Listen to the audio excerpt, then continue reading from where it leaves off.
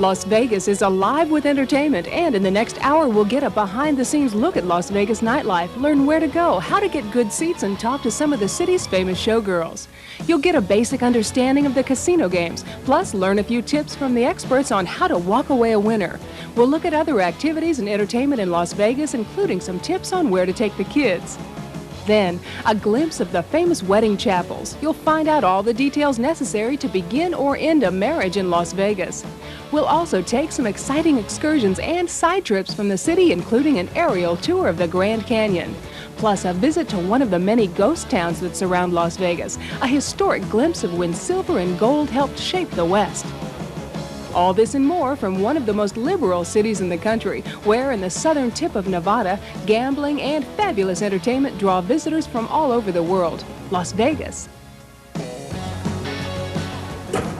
Hi, I'm McKenzie, and welcome to Las Vegas. They say this city is an oasis of fun right in the middle of the Nevada desert, and it definitely rivals Hollywood, California as the entertainment capital of the country. You can do things here 24 hours a day. You can eat, you can gamble, you can even play tennis at any time of the day or night.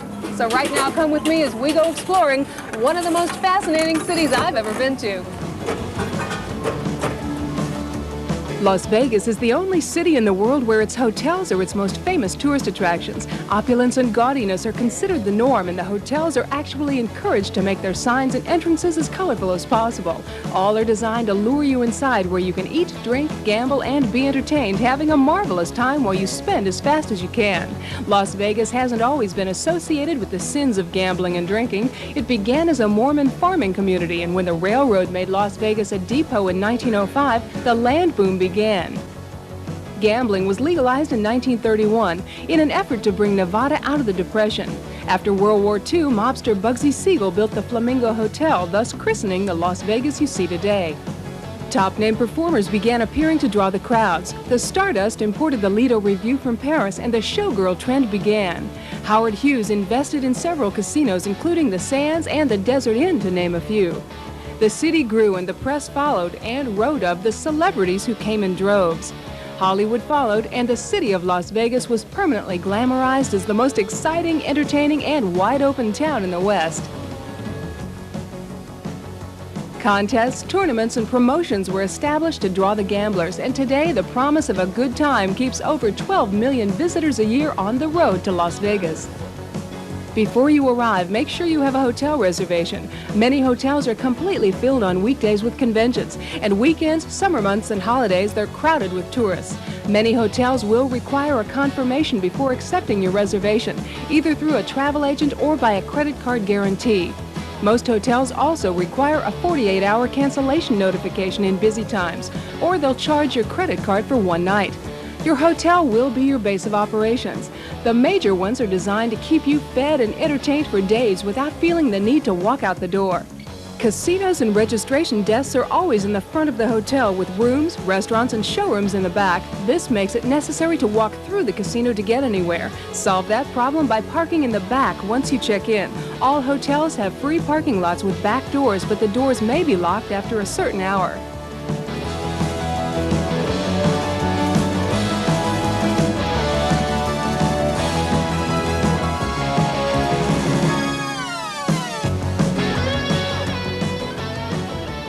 Ask about package plans when you make your reservations, especially if you're only staying a couple of days. Many hotels offer two-night specials with meals, shows, drinks, and other extras built in for less than it would cost you normally for the room alone.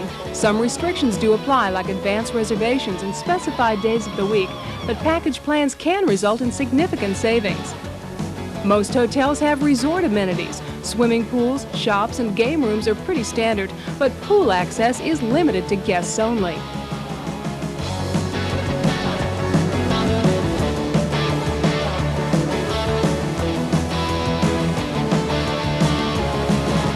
People who gamble with thousands of dollars in the casinos are referred to as high rollers, and they're given the red carpet treatment by the Las Vegas hotels. Special suites are set aside just for them, and some of them are pretty special. This is one of the most requested ones at the Tropicana. Aside from a waterfall jacuzzi spa, it has a large screen remote-controlled TV with all the cable channels. Bathrooms in the suites are usually very plush with his and hers dressing areas, phones, TVs, and toiletries. For non-high rollers, standard rooms and junior suites are more reasonably priced. Most of the casinos have coupon books filled with discounts on food, souvenirs, and drinks. They're called fun books, and they even have coupons for gambling chips and free slot pools. You'll see coupons for these fun books in all the free Las Vegas literature and the entertainment magazines. Just take the coupon in to pick up your fun book or write ahead to the Chamber of Commerce for information. Another popular area for hotels is Convention Center Drive, a short stretch between the Strip and Paradise Road, right in front of the Las Vegas Convention Center.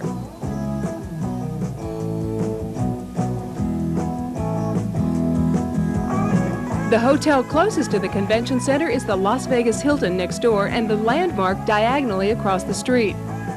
Neither the Strip nor the Convention Center Drive hotels are any cheaper than the other, as hotels, casinos, and motor lodges in all price ranges are interspersed throughout.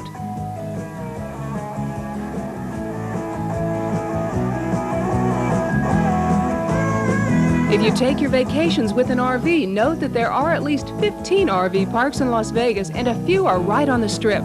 They fill up fast too, so be sure to call ahead for reservations.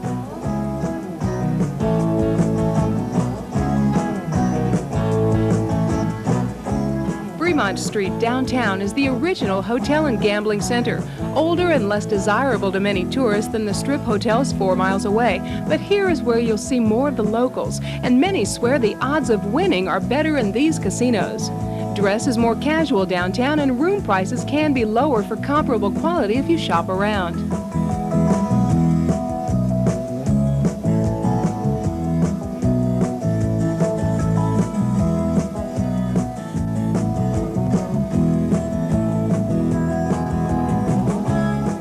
In review, make reservations early as large hotels fill quickly. Ask about package plans and note that many casinos publish fun books with discount coupons. These are some of the top hotels on the Strip. And these are some top convention center and downtown hotels. This is a list of some of the moderately priced hotels on the Strip. And these are some other moderately priced hotels.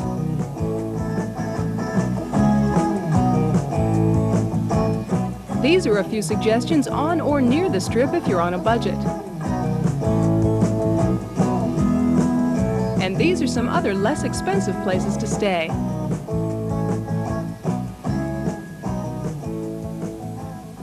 Getting around in Las Vegas is based around the taxi for tourists. They're fairly inexpensive as nothing is very far away. Taxis line up at major hotels, the airport, and the Fashion Show Mall. Pay by the meter and tip 15%. You may have to wait in line for a cab at rush hours, after shows, or at the airport. If a doorman flags a cab or opens the door for you, the custom is to tip him 50 cents to $1. And yes, they do make a fortune. There is a convenient city bus marked the Strip that runs along the Strip and into downtown. Buses come along every few minutes, and the fare is $1, exact change only. Your other option is to rent a car, and it's the option that I recommend, especially if you're planning on staying more than 2 or 3 days, or you're planning on a lot of activity outside of your hotel. Taxis work out economically for short stays, but I've found some great weekly car rental rates with unlimited mileage, and the best deals I've found are usually at the smaller agencies. Just take the time to make a few calls. Before you start out exploring on your own, you may want to take a sightseeing tour to get yourself oriented to the different areas of town. You can see the Strip and other Las Vegas attractions as a drive-by, and then decide where you'd like to go back and spend some time.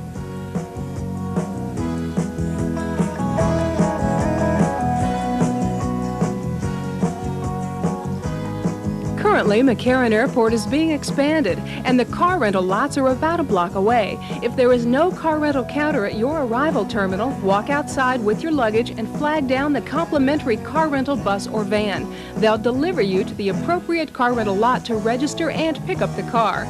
Allow extra time for the shuttle coming and going. Parking is fairly easy in town. Hotels have free lots and garages are available where hotel parking is not convenient. They charge a fee. Meters are common on the street, and valet parking attendants expect a $1 tip. Stop at the Nevada Tourist Center on the Strip for free maps and brochures, and then you're on your own.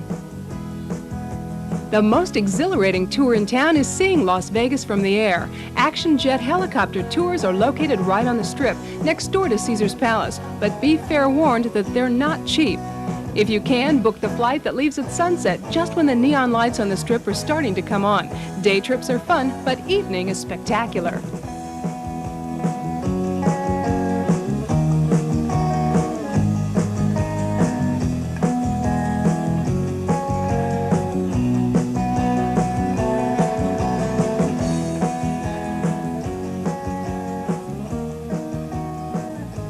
In review, taxis are plentiful at all hours and find them at major hotels. The airport to the Strip is under $10 and airport to downtown under $14. You'll be happier if you don't ask drivers for suggestions. Buses are $1 exact change and they run every 15 minutes. The route is along the Strip to downtown and the stop to get back is on 3rd and Fremont. The bus is a great way to sightsee along the Strip. Reserve your car rental in advance and find the counters at the airport or major hotels. Credit card and driver's license required. There's ample free parking at hotels, but a $1 valet tip is expected. Several agencies have city, strip, and show tours, and nightlife tours are available with all-inclusive prices and pickup. These are some suggestions.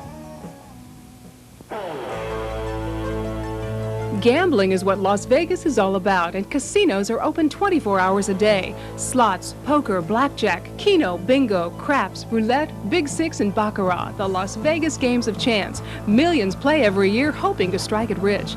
Unfortunately, most lose, as they say that a small bettor can't win big, but he can lose big. You'll see gambling opportunities all over Las Vegas, from shopping centers to hotel pools, and experts agree that in order to increase your chances of winning, it's important to learn as much about the games as possible.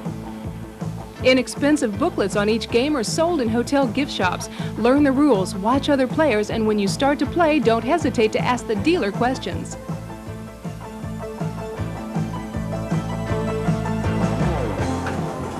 Now, the slot machines are the easiest way to gamble. You just put your money in and pull the handle like this. Now, many of the machines take more than one coin, so the easiest thing to remember is the more money that you put in, the more you're likely to win.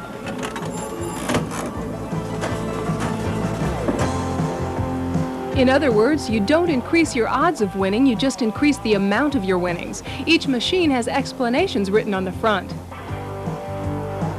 Blackjack, or 21, is one of the most popular games, and Mike Bandelin explained that it requires a degree of skill, and there is some strategy involved. In blackjack, the object of the game is to get as close to 21 as possible on the cards that you're dealt. You'll be playing against the dealer, so after you place your bet, you'll be given 2 cards. Now, I have an ace and a 3. Now, aces can either be 1 or 11, so I have a 4 or a 14, right? Yes. So another card, I'd go like that if I want another one. A 7, I got 21. Doesn't happen very often, but it happened today. The dealer got 20, so I win. If he had gotten 21, we would have pushed, which means he wouldn't have lost and I wouldn't have either. Don't draw another card if you have 17 or more. The dealer has to draw if he has 16 or less, and since he shows only 1 card, this is where the skill of your decision comes in. There are other options like doubling down if you're dealt a pair, or insurance if the dealer shows an ace. I asked Mike if it was true that insurance is called a sucker bet. Not if the dealer has a blackjack. Now, roulette is a game that's not too hard to learn. Basically, you want to place your chips somewhere on this board and hope that your number comes up on the wheel. But the thing to remember is where you place your chips will change the odds. Well, first of all, you're going to realize that only the ball's going to hit one number at a time, okay? Now, out here we have your even money bets. 1 to 18, even, red, black, odd, and 19 through 36. One of them come up, pays even money. You have your first 12 numbers, your second 12 numbers, and your third 12 numbers. Pays 2 to 1, okay? Down at the end, you have your columns. All the numbers in the columns right at the end. One of those numbers come up in the column, that also pays 2 to 1. That's the extent of your outside betting. Now you come to the inside. If you play 1 chip straight up and it hits, pays 35 to 1. If you play 2 numbers 10 or 11, and one of them come up, pays 17 to 1. 3 numbers, 10, 11, or 12, the way I have it positioned, it pays 11 to 1. 4 numbers, one of those come up, 8 to 1. 6 numbers, pays 5 to 1, and 5 numbers pays 6 to 1. For those people that play down at the end and they can't reach the 000 line down here, we have a courtesy line, which is the 000 for those who cannot reach it, and that'll pay 17 to 1 on the split. The same, the zeros straight up, pays 35 to 1, just as if the 11 had hit. And basically, that's, I roll the ball, lands in one number, and I take the losers and I pay the winners. When you hear yelling and cheering in the casino, it's probably coming from the craps table. Now, craps is one of the most difficult games to play, and Brock here is going to teach me how to get started. So how do I get started? It looks so confusing. Okay, we're going to say that you are a pass line better to start with. right. There's 2 ways to start off the game, the pass line or the don't pass. Most shooters play the pass line. All right. On the first roll of the dice, I'm going to give you 5 dice. You're going to take 2 that you want to use. First roll of the dice, if you roll the 11 or the 7, you're going to win automatically the first roll. If you roll 3, 2, or 12, you'll lose. Any other number is your point, and you have to roll that again before a 7 comes up to win. I rolled an 8. Betting on the don't pass line means you're betting with the house. Putting money on the field numbers or on specific numbers means if one of those is rolled, you win. There is a lot more to craps, and granted, it's confusing, but once you learn, it's a very exciting game. Just be sure to learn the rules and watch other players before you start to play. 7 out. No I lose, 6. right? You lose. The pass line loses. The don't pass. Anyone betting on the don't pass would have won. And that's Las Vegas. In Baccarat, the object is to come as close as possible to the number 9 in the 2 cards that you're dealt. Total the 2 cards and use the last digit of the total as your score. There's no skill involved here, and players take turns being the banker and dealing the cards from a shoe. You can bet for or against the banker. Now, when the players win, the shoe moves to the next banker. I see, so that way. I don't get to deal anymore. Not until it comes around again. Baccarat is the game James Bond plays in the movies, and it's easy for beginners. Unfortunately, the minimum bet is $25 and up, and you can win or lose big. Gambling experts agree on some basic rules. Never play a game you don't understand. Ask questions as you play, and if the dealer doesn't like answering them, move tables or move casinos. Second, set a daily limit on what you're going to spend and stick to it. And third, one of the hardest, quit while you're ahead.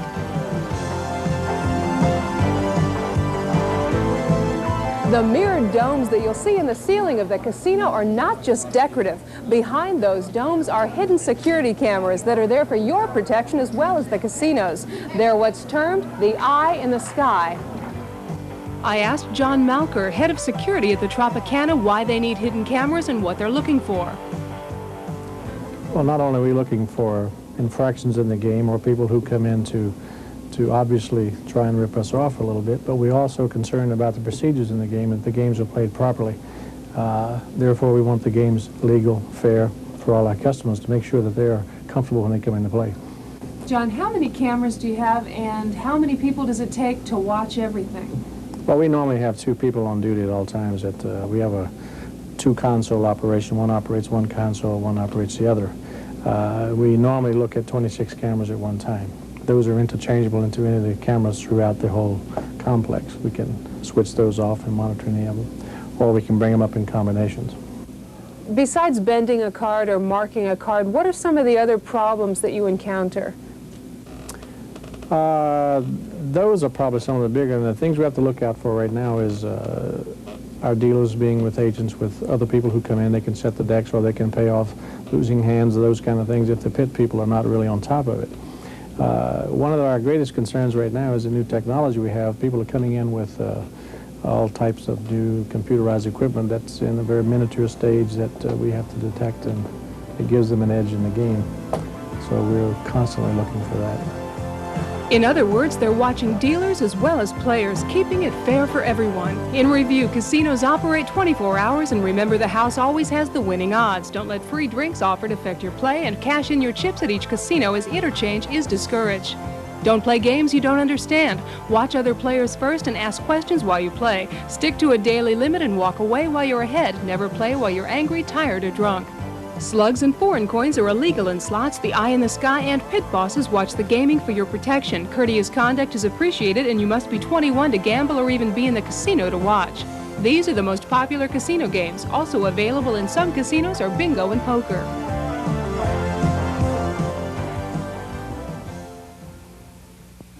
Eating well in Las Vegas is very inexpensive if you take advantage of the casino buffets. Every major hotel in Las Vegas has a breakfast, lunch, and dinner buffet, and most are ridiculously cheap for what you get. The buffet prices are a lure to bring you into the casino, so you might stay and gamble after you eat. But who cares? The food is very high quality, fresh, and in most cases, all you can eat.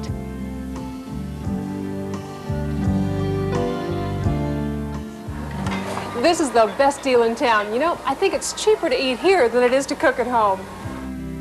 At mealtimes, lines can go out the door at the better buffets, but they move along fast, and it's definitely worth it. As you can see, selection is usually excellent.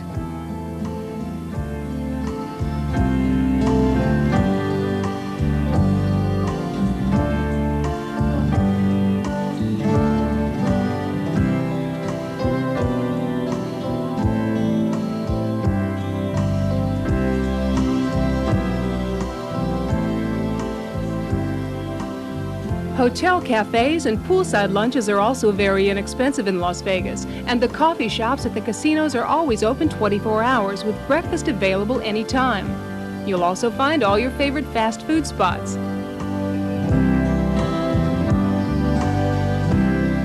For elegant, expensive gourmet dining, these are some excellent choices in the major hotels. These are some other excellent restaurants in town in various price ranges.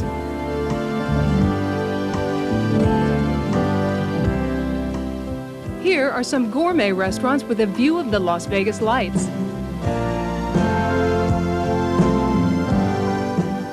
These are good, moderately priced places suitable for the whole family. And these are the best inexpensive hotel buffets.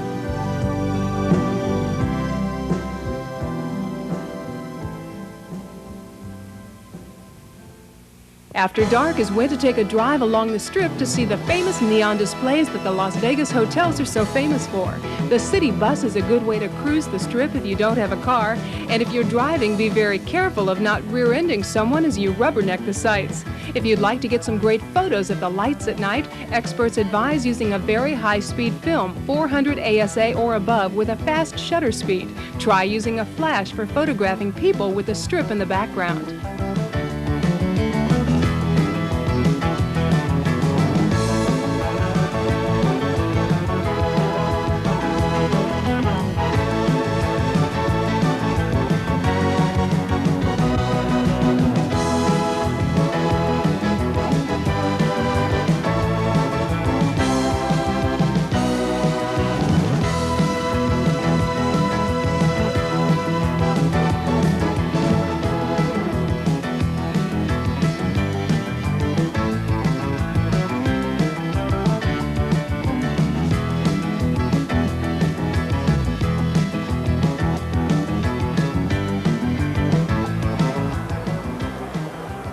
One of the most dazzling displays of neon is in the downtown casino area. This is Fremont Street, about 3 miles from the main part of the Las Vegas Strip.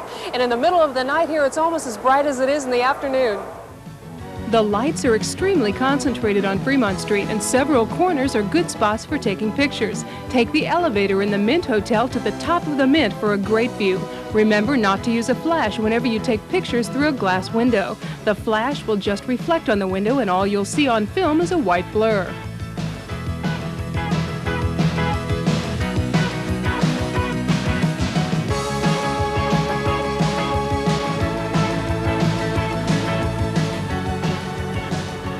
After dark is when Las Vegas really comes alive, and you can see name entertainment in almost every showroom along the Strip. Top-name shows and concerts are running all year, and major celebrities compete for audiences with huge billboard ads. Call for a reservation, no tickets are issued, and you'll have to stand in line about 40 minutes before showtime. Slipping the maitre d' $20 and asking for a center table in front usually works, and unfortunately, without connections, that tip is the only way to get good seats. Many hotels have musical extravaganzas with showgirls, dancers, and full orchestras, or nostalgia acts presented cabaret style. The French-style review is going strong with the Folies Bergère, the Lido, and the Moulin Rouge spectacles. They're excellent shows and not too expensive. Las Vegas has always been famous for its showgirls, and since some are topless, the shows are adults only unless a family show is specified. Backstage at the Tropicana's Folies Bergère, I asked showgirls Linda Donahue and Debbie Lee what the qualifications were to be a showgirl. First of all, height. Yeah. How tall are you? 5'10". And that's the minimum. And you're 5'10". Right. Also, poise, being able to walk down the stairs with your legs together and keep your hat on your head and be able to do... showgirls now, it used to be just walking, now you have to do a little more dancing. In fact, we're the only show that still has showgirls. The other shows have now moved to nude dancers. So we're kind of lucky. Yeah, we but have, still, you know, we still have the nice costumes and stuff, which is so nice in the show. And our steps are limited due to the size of the costumes and stuff. Really, you'd kill yourself. Grace and style, and sometimes that's not Those easy to costumes do. are heavy. Yeah. Yeah. How much do they weigh? Like some of the headpieces that you wear. Oh, Well, what's the heaviest you've worn? well, my hat and the other one has got to be 20 pounds, and the dress has got to be about 35 to 40 pounds. Yeah, some of the hats get up to 35. I mean, you pounds. try to walk It's fast, just- and yeah. it's hard. And you have to be Balance. graceful. Oh, very. Folies Bergère costumes are elaborate and expensive. This dress was so loaded with embroidery and sequins it was difficult for me to lift it. Debbie said it weighed close to 30 pounds. The girls make over a dozen costume changes per show, usually right off stage and usually in the dark. It's not an easy job. Larry Lee is the producer of the Folies Bergère, and I asked him how expensive it was to produce a show like this. Actually, we've got about $3 million tied up in our props. How many people does it take backstage to handle everything, the sets and the costumes? Well, we have 19 stagehands that actually work the set pieces, but all in all, backstage in the company, we have 102 people. Wow, and how many cast members are there on stage? There's 50 cast members. The review shows are worth the price, and you should see at least one while you're here. As a rule, showrooms feature major reviews or celebrities and require reservations, a cover, and a drink minimum. Lounges have cabaret or nostalgia acts with no cover, a small drink minimum, and no reservations necessary. For showroom seating, call for a reservation and stand in line about 45 minutes early. Note the invited guests line is for VIPs, press, and comps only. No cameras allowed, and most shows are adults only. For good seats, slip the maitre d' $10 to $20 for your party, more for major stars. A captain will seat you. Tip him $5 if you want to move. Tip the waiter 15% of the bar bill. This is a list of some of the popular bars and nightclubs around town.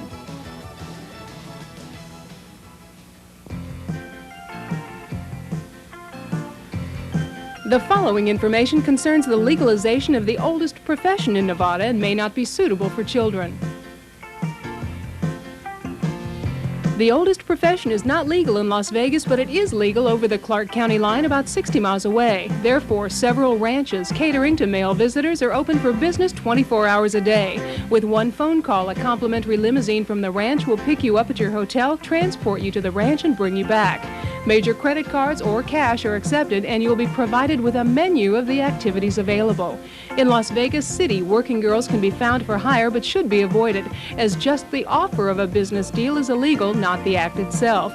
Local escort services can't legally promise anything more than companionship, but the city is trying to close them down due to what the girls may be getting tipped for. The following will be a review of the basic information. The oldest profession is illegal in Las Vegas, so ranches are located just over the Clark County line. With one phone call, a limo will pick you up and bring you back at no charge for transportation. Major credit cards are accepted, drinks are extra, and although girls are examined weekly, diseases can be transmitted. Girls are independent contractors and set their own prices. Prices are negotiated privately, not in the main room or bar. You pay privately and pay first. For more information, this book is highly recommended. These are 3 ranches near Las Vegas. Remember that it's the offer that's illegal in Las Vegas City, not the act. One thing you'll notice in Las Vegas is the abundance of wedding chapels. The liberal laws of Nevada allow marriages to be performed almost immediately with no blood test necessary. You do need a license, however, and the courthouse is open until midnight weekdays and 24 hours weekends. One of the attractions Las Vegas has is that you can get married in just a couple of hours' time, and you'll see wedding chapels all along the Strip. Las Vegas weddings are a lot cheaper than a big church wedding, as long as you don't gamble away your savings. Most chapels have space for guests, and all do offer extras like flowers and music.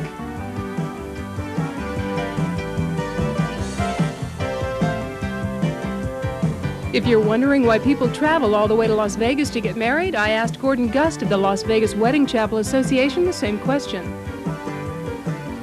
Well, it's called the marriage capital of the world. They kind of kill two birds with one stone. In other words, a lot of people like to come here because of the glamour of Las Vegas to take their honeymoon, so why not come and get married? Because it's easy, no blood test, no waiting period. They just have to show that they're 18, and we have just about anything and everything to offer as if they got married back home, and a lot more. There are a lot of price packages available in the chapels. What's available? Well, we have just about anything and everything. The basic is $45, and then we have videos, we have a flower shop, we have still pictures, we have live music, somebody to sing for the wedding. So we have different packages, and we kind of let the people pick it as simple or as elaborate as they want. This is a list of some of the most popular Las Vegas wedding chapels. Since up to 40 weddings a day per chapel are performed, it's a good idea to call for an appointment. These are some hotels that have their own chapels.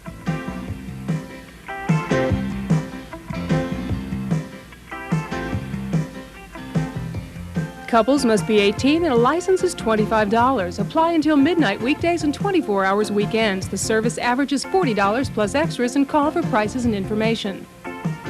Las Vegas has more to offer sightseeing and entertainment-wise than just gambling and floor shows. The University of Nevada at Las Vegas is here with excellent theater and spectator sports scheduled. The OmniMax Theater at Caesars is not expensive and has a huge futuristic wraparound screen.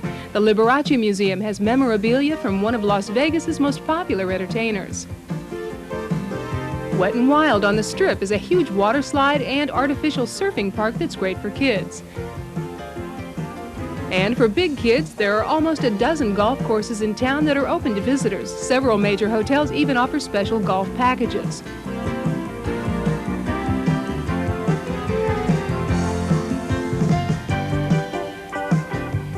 One of the newest attractions in Las Vegas for the mildly adventurous has been getting raves from kids and their parents. The Strip is known for its entertainment, and there's one place that you can go where you're not just a member of the audience. It's called Flyaway, where you can go skydiving indoors. Now, I haven't experienced it yet, but I hear it's a lot of fun. Let's go try. A small padded chamber is equipped with a jet engine blowing gale force wind straight up. Basically, you jump on, and the sensation is supposed to be just like jumping out of a plane.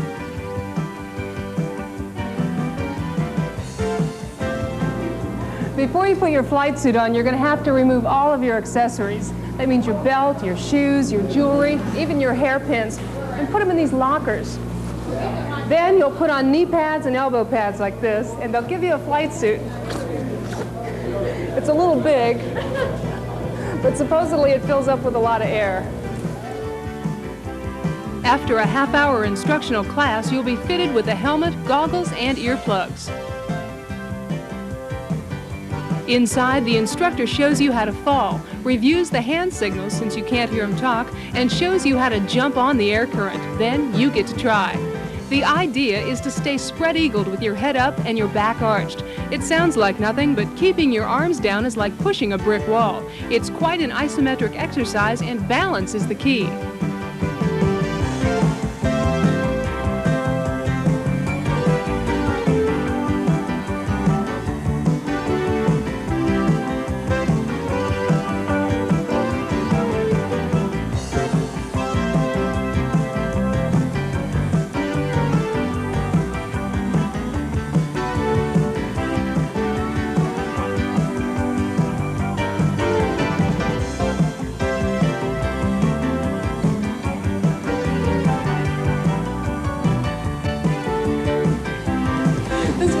it. It's not as easy as it might have looked at the beginning. I'm a little bit sore. It was great. You're going to love it.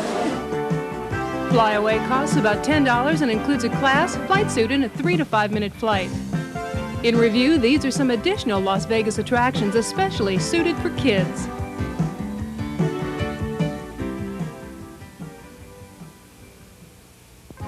Although you normally wouldn't think of Las Vegas as a great place to go shopping, believe me that it is. Art objects, designer furnishings, and the latest fashions can easily be found here in town.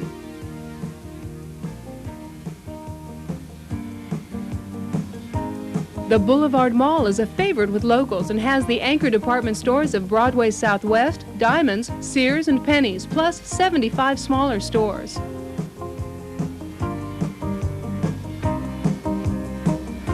Drive-in plaza-type shopping centers are found on every other corner east of the Strip with specialty stores, grocery stores, and drugstores.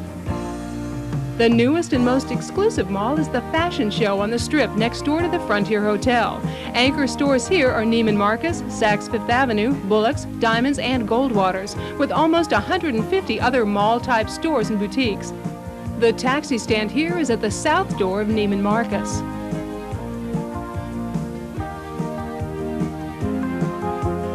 Hotels are a great shopping source. Very exclusive boutiques and arcades are located in the major hotels and casinos. Clothing and accessories in these shops are usually very high fashion and in the upper price range.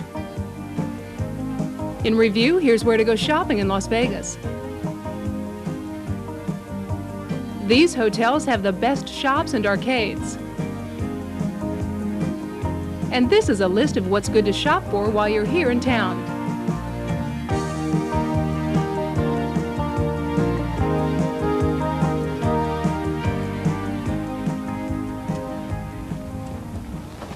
There are several attractions outside the city limits of Las Vegas that are worth taking the time to see, especially if you have kids. Hoover Dam and Lake Mead are about an hour's drive from Las Vegas, and you can get there by public bus, on a sightseeing tour, or drive yourself. It's right out Interstate 93-95, about 30 miles southeast. Hoover Dam is in a narrow canyon on the Nevada-Arizona border, and Lake Mead is the reservoir formed by the damming of the Colorado River. Originally called Boulder Dam, it was built from 1931 to 1935 for two reasons: flood control of the lower Colorado River and electrical energy now channeled to markets in Arizona, Nevada, and California.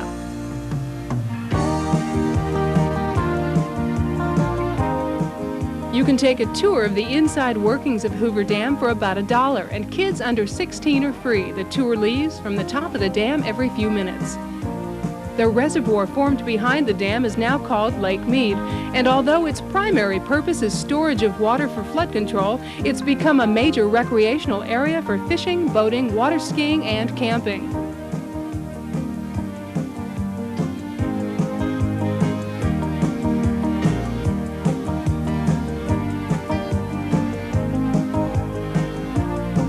Several other excursions are within an hour's drive from Las Vegas. They include the Old Nevada and Old Vegas attractions, plus Red Rock Canyon. Old Vegas has displays of the area's history, complete with a recreated Mormon fort. Don't confuse it with Old Nevada. This is a replica of an old western town with clapboard houses, wooden sidewalks, and the mandatory jail.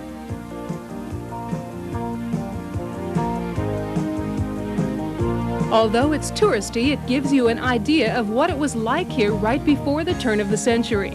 The town has shops, exhibits, clothes, and memorabilia of the period, as well as staged hangings and shootouts.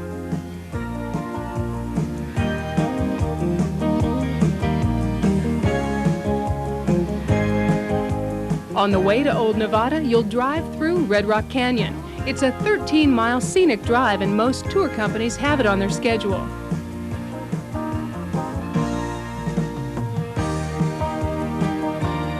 You'll see red sandstone hills, desert vegetation, geological formations, and wind-sculptured sandstone boulders.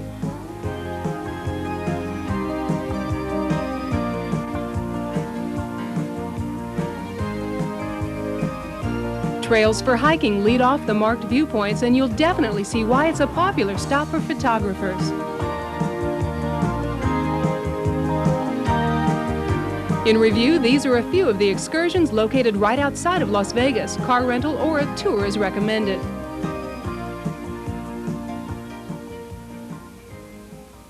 About 300 miles east of Las Vegas is the Grand Canyon, the most spectacular natural wonder in the world. You can drive here in less than 6 hours, or several tour companies have overnight bus trips or 1- and 2-day aerial tours. If you're driving yourself or come by bus tour, Grand Canyon helicopter tours are located 3 miles from the South Rim entrance. Out of Las Vegas, Scenic Airlines and Las Vegas Airlines are 2 of many companies that have Grand Canyon flights. All seats on these tours are window seats, so you can take some terrific pictures. Measured by the river, the canyon is 277 miles long and up to 18 miles wide. From top to bottom, it averages 1 mile deep and is probably the world's most spectacular example of the power of erosion. The Colorado River flows west through the Grand Canyon, later bends south and flows at about 4 miles an hour.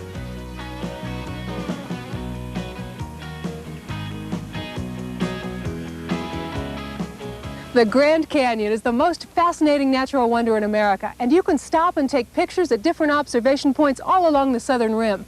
Now, since the canyon photographs the best when the sun is directly hitting the rocks, the best time for picture taking is before 11 in the morning and after 2 in the afternoon. Of course, you can get impressive photographs easily when the sun is directly overhead, but when the sun is lower, you'll see the colors of red, orange, gold, and pink gradually deepen as the light shifts across the canyon walls.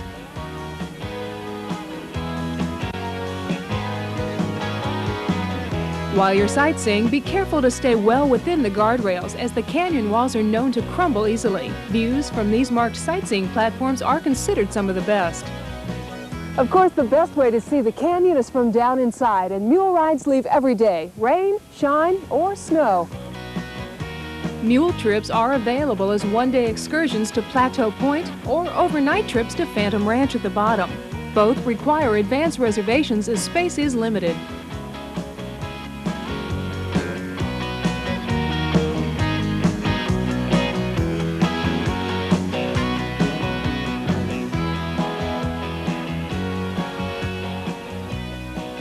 Bright Angel Trail is popular with hikers, but only experienced climbers should attempt much of a trip, as the climb back up is very difficult. Grand Canyon accommodations range from hotel suites to campgrounds. 7 different lodges, all under the same concessionaire from the Department of the Interior, are scattered around the park. Some rooms are canyon-side and others are adjacent, but again, all require advance reservations, especially the original lodge, the El Tovar. You should allow a full day to visit the Grand Canyon, 2 more for mule trips. In review, air tours from Las Vegas are available either as a day trip or overnight excursion.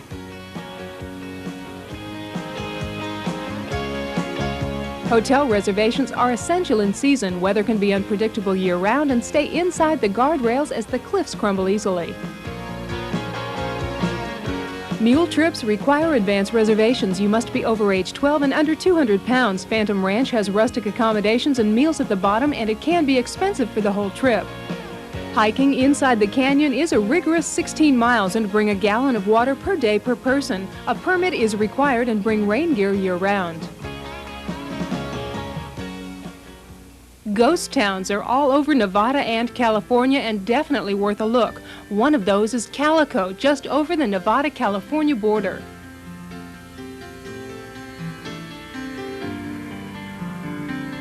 In the 1800s, silver was instrumental in the development of the West, but unfortunately, when the silver ran out, many of these mining camps were abandoned.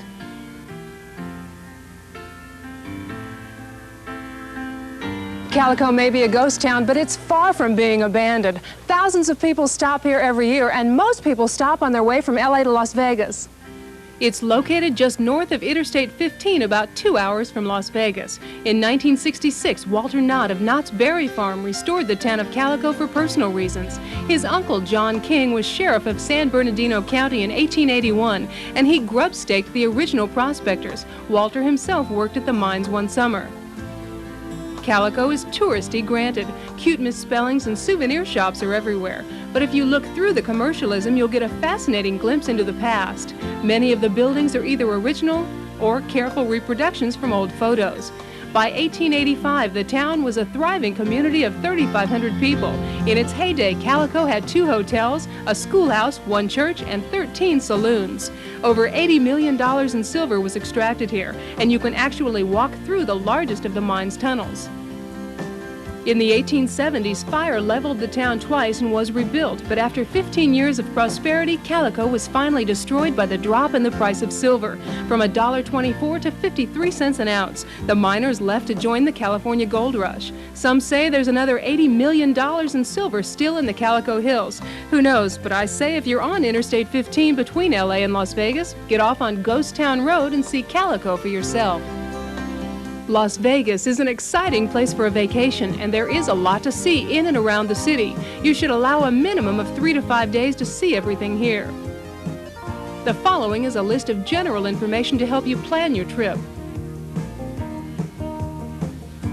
Be sure to arrive with reservations, or you may end up in a small motel you weren't planning on, and hand carry any essential luggage to your room, as busy check-in times cause luggage delivery delays. Several campgrounds and luxury RV parks are available near the Strip, including parks at the Hacienda and Circus hotels. Babysitters can be hired through your hotel or left by the hour at the Hilton Youth Hotel if you're a guest there. All hotels have game rooms, and these are 2 local babysitting services. If you bring kids, these are the best hotels to stay in.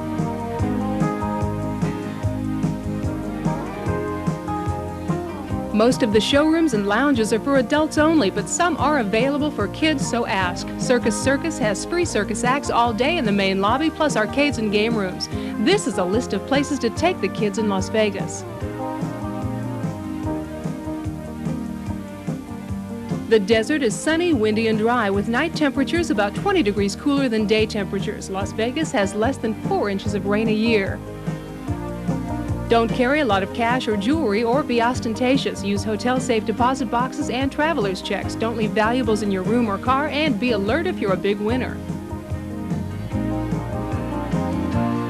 Be wary of pickpockets on the street and in the casinos, and don't leave your purse on the floor when you gamble. Stay on the main drag downtown. This is a list of golf courses that are available to visitors.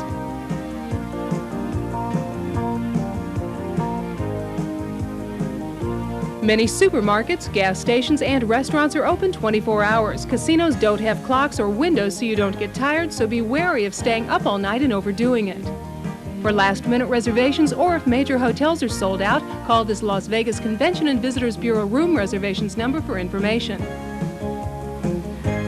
InfoView and Teleguide computers are located at most tourist spots for instant information on hotels, directions, transportation, weather, and other information.